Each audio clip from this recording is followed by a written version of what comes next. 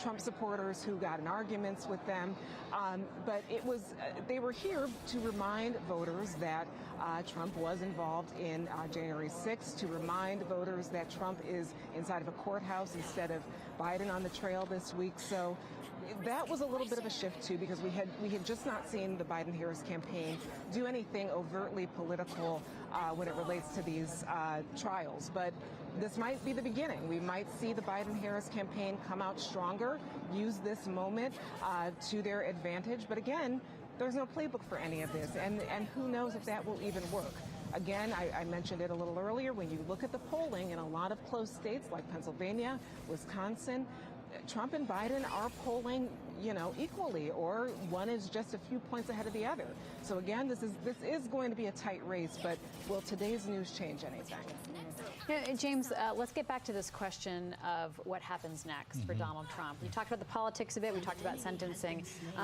He was able to leave the courthouse, right? He walked through the hall. He gave his impromptu press conference, which you can go back and watch it on the stream if you want to. We're broadcasting on the Washington Post website as well as on YouTube under the Washington Post mantle there.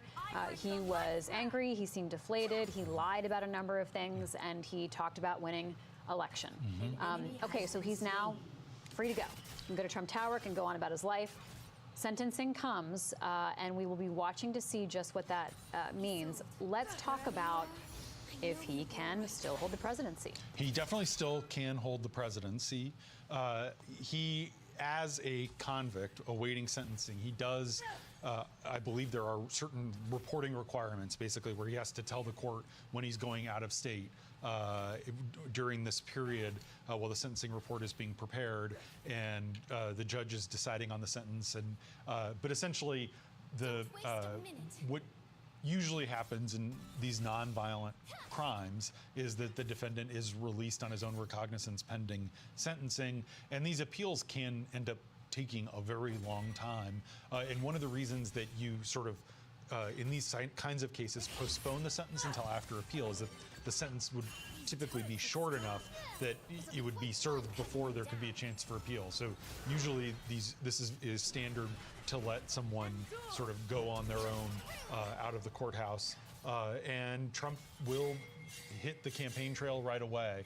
To Rhonda's point, it is really striking that the Biden campaign is taking this more aggressive posture. They had tried so hard initially to stay away from it, to not make jokes about it, and the Biden folks feel like they're losing. They're trying to mix things up. They're trying to draw more attention to this case.